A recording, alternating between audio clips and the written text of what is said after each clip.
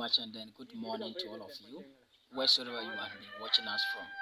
Whether you are watching us from England or wheresoever, our nice greeting to you this morning. This is Beulah Multimedia GH. As usual, we are still in our daddy's house for more inquiries about the issues about Kusauses and then Mamprises. We told you that we will make follow up with these discussions until we get into the bottom bit of this issue. So we are still in and day out looking for people who might be around to support and to help us fish the problem out. Try to subscribe and also like it and share it for us. We are in Zebila in the Upper East region, Boga, Zebila, along Boga, Bawku Road, Lamboya. Try to subscribe. My name is Reverend Samson. We'll quickly move to Daddy and start our program. Yeah, I think my question for Daddy this morning, just say, Daddy, good morning. Good morning. I hope you are fine. By His grace and by your prayers and the goodwill of God, we are alive and kicking. Amen. I like that word. Thank you. Wow. I think viewers, you can still see how Daddy is looking nice and young, energetic man. Yes, as I told you earlier, to still have Daddy in this our conversation. Daddy, please, without worrying you this morning, we still want to find out some things from you. Why? Because we are doing a step by step to find out all the problem which has been able to escalate or bring all the problems today, in which government and then all organizations cannot solve it, and it is just running helter-skelter everywhere. And in and day out, people are dying, children are dying, pregnant women are dying. So we are still finding out to find the problem or the solution to it. We hereby to still ask you questions about the chieftaincy matter, because we think it is the chieftaincy that might have bring all these things. So my question to you this morning is, how was the chieftaincy introduced in Kusauk? Thank you, Samson. Reverend, I think you prefer that. Amen. And thank you for the compliments, and thank God for my health and my life. Amen. It is the making of the divine creator. Okay. Now, back to your question. There is no chieftaincy problem in Kusauk. Okay. There is lack of commitment of those in authority to stamp out in discipline and complete defiance of the laws of the land. Okay. Because when you say chieftaincy dispute, it is not as if the laws of the land do not recognize, accept, and know who is the chief, or who are the chiefs in Bawku or in the Kusauk area. But permit me to say, as at now, the Kusauk area has one recognized, existing, and gazetted chief in the person of Naba Abugurao Azonka II, Okay. who is also the Zugran or the overall boss of the Kusauk traditional area. Okay. And so those who want to create the false impression that the chieftaincy problem in Bawku, I disagree. The problem in Bawku is impunity. Okay. And people who want to create mischief and use that impunity to create a situation where they can unjustifiably force non-existing chieftaincy problem. Okay.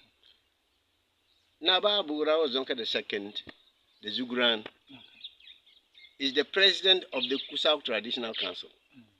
He is a member of the regional House of Chiefs, one time its president. Okay. He is a member of the National House of Chiefs, gazetted and recognized. Okay. Now, when you say there's a chieftaincy problem, anybody who wants to defy that legal establishment, which had earlier been contested in the law courts of the land, from the divisional or high court then to the appeal court to the Supreme Court, and still say there's a chieftaincy problem. Okay. I don't know exactly what that mentality is where that mentality is coming from. Are we saying that when in 2012, when His Excellency President Nana lost the elections and went to the Supreme Court, and there was a ruling against him. If he had said, no way, I don't agree, the laws would have dealt with him. Yes, of course. In the same way, 2020, when His Excellency ex-President Mahama went to challenge the elections of 2020 in the Supreme Court and lost, if he had said, no way, I wouldn't agree, there's no precedent, the laws would deal with him. Yes, of course. In a similar vein, if you have contested these chieftaincy issues up to the Supreme Court of the land, and some people become defiant and still say, we don't recognize the rulings of the Supreme Court, and that the best option, which unfortunately is leading to the bloodshed, the killing, the maiming, and the unwanted destruction, is to take up to violence. Okay. How do you call the chieftaincy dispute? It is, impunity. Okay. And so clamp down impunity and the violence, the unnecessary violence in Bawku and this environment will end. Okay. Now, even if you still feel that, well, you are not satisfied with the Supreme Courts or the courts of the land, the decisions, violence is not the answer. Okay. Because both Kusassis and Mampusis, and even unfortunately, none other ethnic groups in Bawku are also feeling the pinch. Okay. They are losing their young ones, they are losing their properties, and they have emotional trauma, just like Kusassis and Mampusis. Okay. And so the violence is not necessary. And to put it emphatically, there is no chieftaincy dispute. In Bawku, there's impunity and criminality. Okay. Period. And how do I understand that? Because I asked you how was the chieftaincy introduced in Bawku. Is it that when they came, there were no any chieftaincy matter in Bawku when the white man came, or there were already chiefs before the white man came? Beautiful question. Now, it has been overstated that the Kusas, among other ethnic groups, were the Acephalous or the Acephalous group. Okay. We had no centralized leadership as chiefs. The Kusasis ruled themselves through the clan system. Okay. And for example, my clan, I'm a Kina B. Okay. That's in Tony area, we have Kina B, Sabilip, Legdim, Atabish, Zorim, Bim, etc. Okay. And so these ethnic groups had their clans as their leaders, or the Tindanes, who were the landowners and who pacified the gods of the land. Those were the rulers. Okay. And so when the white man colonial system came, and they came when they met, before that they met in Berlin, in Germany, in 1844 or thereabout, and shared Africa among the various colonial powers. And so Britain, you take this, France, you take this, Germany, you take this, Portugal. And so they sat in the white man's land and shared the black man's land amongst themselves. And so the British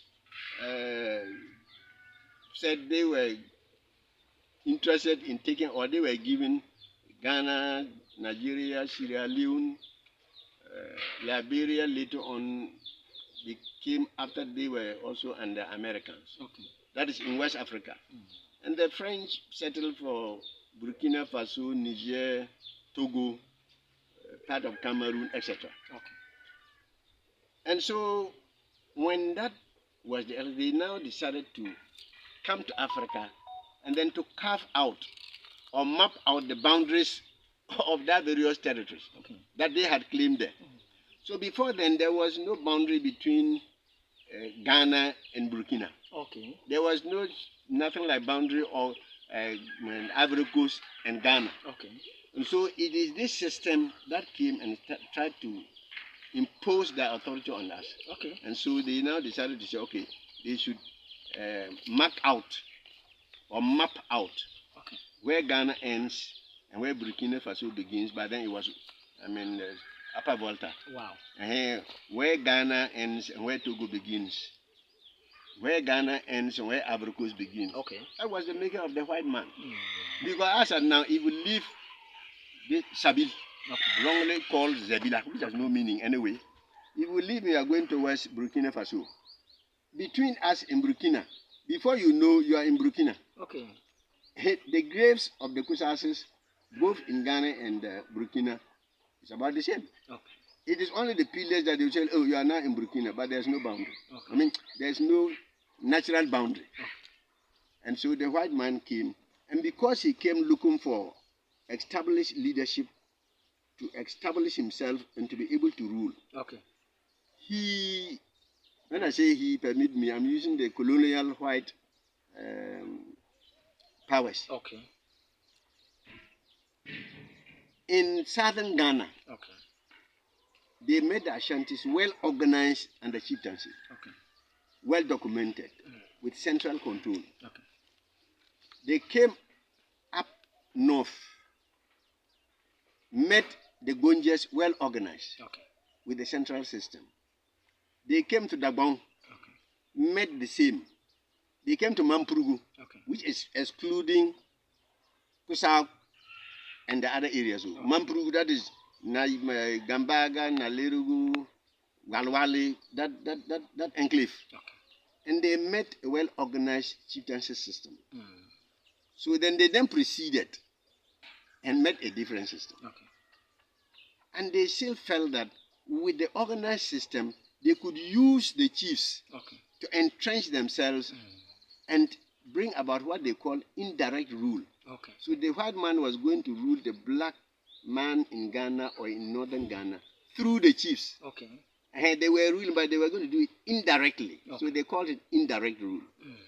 And that is when they felt there was a need to also get chiefs in this part of our land, okay, to help them in their agenda. Okay. Because when they came, according to my good younger brother, okay, Azuma Abbas, okay, and he has a document here, which I may read portions to you. Okay. They had signed a treaty, okay, many years back with the Ashantis and whatnot. Okay. So when they came up north, they met and signed a treaty with the Pembungura, that is Gonja area. Okay. Then they came to the Gomba area and signed a treaty with the Yana. Came to Mampurugu, signed a treaty with the Nairi. Okay. Then they came up north. Okay. And there were no chiefs for treaties to be signed. Okay. And before that, the colonial white governor who attempted coming up, or the colonial, administrator, should I call him colonialist, okay, made resistance according to the records. Okay. When they attempted entering Kusau and other areas. Mm. Violent resistance. Okay. That was somewhere in 1896 or thereabouts. Okay. I'm not just talking, there are evidences to that effect. Okay. And so they came with one white, I don't know whether he was a white, but one, it came Ferguson. Okay. He was a geographer. He was to help to mark the boundaries of Ghana for them, for the British. Okay. And so because of that resistance, they had to return. That mission had to return. Mm. And again, Ferguson proceeded towards the west. Okay. And there he met Babatu and Samora, those slave raiders. Okay. And he was killed there. Wow. Yes. So they went back, mobilized, re-strategized, and came back somewhere around 1906. Okay. So when they came up then and they did not get chiefs, they had to look for chiefs to help them in their agenda. Okay. Now, around that time, as I'm saying, we were scattered when we had an Acephalus group. We were not alone. Okay. The Acephalus group included us. So when the committee of inquiry made those findings and rulings, okay, the white colonial governor, Lord Listowel, okay, accepted it. Okay. And the Mampurusis, by then the vice president today, His Excellency Mahmoud Bawumia, okay, his father, Mumuna Bawumia, was a legal representative of the Nairi and the Suliyirimia of Bawku. Mm. So they went to the High Court to appeal that the committee's findings, Naba Bungurawa Azoka II, should just be something like a community chief of the Kusashi in Bawku. Okay. And not for the whole of the Kusashi area. Mm. And the High Court ruled in their favor. Okay. So the colonial Lord Listowel and the committee, okay, also made an appeal against the High Court's ruling. Okay. At the appeal court at that time, I have the rulings and the documents with me now, but we are not on that yet. That could be another leg of the discussions. Okay. So they also reversed they set aside the High Court's ruling and restored the committee's findings and the white colonial governor Listowell's endorsement. Okay. And so that was, the appeal court's decision at the time. And the appeal court around 1950s at that time was the Supreme Court of the land. Okay. There was no Supreme Court yet. Okay. So the situation remained like that. The status quo remained until after 1966, when they just came out with this obnoxious decree where Afrifa and Co. lumped and just said they were skinned or under the influence of Kwame Nkrumah. And they have been quoting that seriously today, that CPP influence. Are you saying that when the court rules, it is the CPP that were the judges appointed by the CPP? No. And so when they are trying to put the blame on Kwame Nkrumah, it's like the proverbial saying that drawing the red herrings to obscure the truth. They don't want to let the truth come out. So they come and argue as if Nkrumah was meddling in chieftaincy. As I'm saying, I can't hold brief on Nkrumah. But as far as the Kusase area and our contestants, our independents are concerned, Nkrumah might have been sympathizing with us, fine. But these legal issues I'm enumerating, the court's ruling, where does Nkrumah come in? And so they will leave the real truth because they just want to obscure the truth. They want to divert people's attention and think that it was Kwame Nkrumah who came and made Kusase chiefs. Kusase supported Kwame CPP, right? But all these courts, is it Nkrumah? No. Then when that happened, all the attempts by Naba Bugurawa Zonka II and the first and the Kusases to seek redress met a strong wall because it was a law. NLCD 112 was a law made by the government of the day. Okay. And so when the time the Kusasi went to court, the court said, well, we don't have the authority to repeal a law made by the government. Okay. If it is a legal issue, we can look at that. So they said they had no jurisdiction, no power. And so the no power remained, and they thought the Kusasis were losing. It were not losing on the legal battle. We were losing because of a political hurdle. But the Kusasis never stopped. They continued agitating and resisting until when the PNDC came to power in 1981. They continued the struggle, intensified it. And PNDC under Rawlings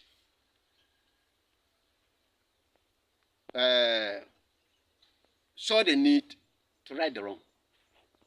The blame on the late Ndebure and some other Kusasi is due to the fact that they brought the issue to the fore, made presentations with copious evidences that this was a legally fought battle.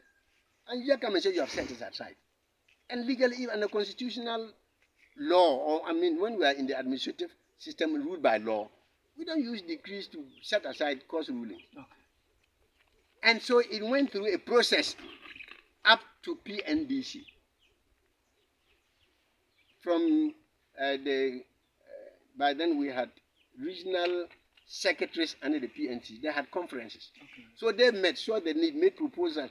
It went on like that until it got to PNDC itself. And they realized and said, well, NLCD 112 did not state why they were setting aside the appeals court's decision to remove the Kusasi chiefs. Okay. There was no statement, nothing. So they also made PNDC Law 75. Okay. And the preamble states that restoration. Okay. So the chieftaincy status of the Kusasis, it was there legally. And so PNDC restored it. Restoration is not creation. Yes. And so when people come with big academic letters that was and they fail to look at the reality, it baffles some of us. Yes. And so they also Rollins came and made Law 75 to set aside NLCD 112 and said let it go back to the legally accepted, contested, and approved method of resolving issues. Okay. That is what PNDC Law 75 did. Then, when we went back to constitutional rule, again, the man preaches under, I don't know who, again advised them, when and to challenge this issue. Okay. And when they realized that, after all, PNDC Law 75 had pushed aside NLCD 112, which was not correct. And so it was no more serving any purpose. Okay. So they repealed Law 75. Okay. So the man preaches went for the court, the Supreme Court, to remove Law 75. And they said, the thing is already not there. They have repealed it. So what are we going to appeal? Okay. You can't sentence somebody who is dead to death. Yes.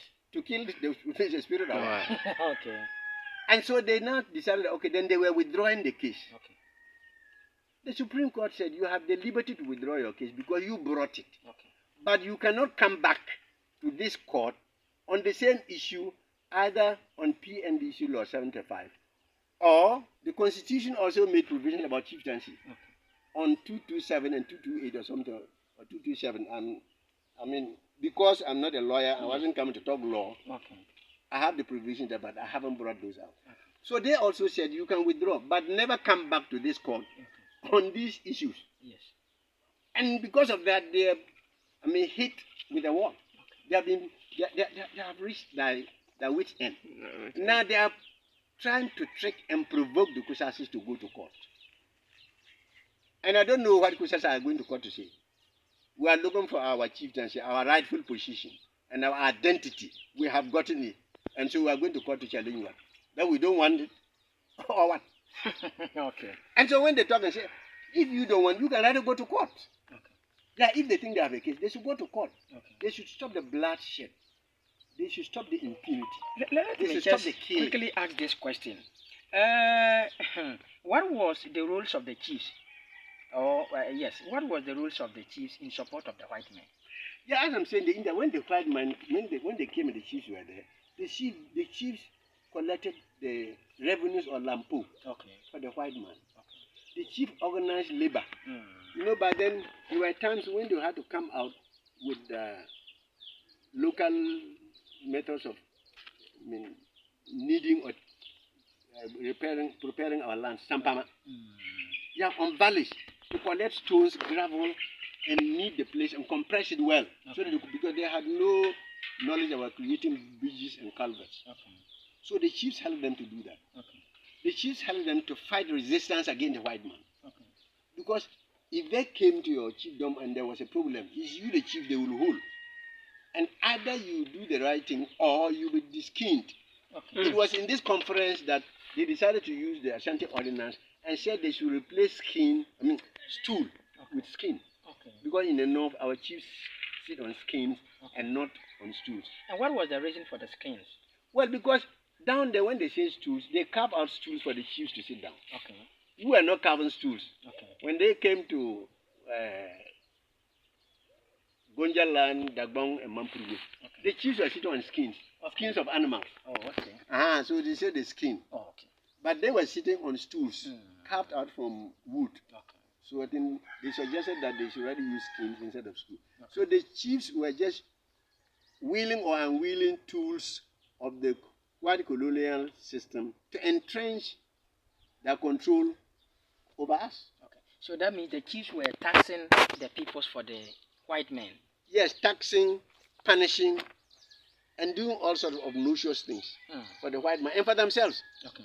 Because the chiefs' compounds were never built by the chiefs' relatives. Okay. No, the subjects built the compounds, got roofs and rafters, and when they were even and farmed for the chiefs. Okay. And if you were a farmer and they brought food which wasn't enough, they will fetch sand and mix the food for you to eat.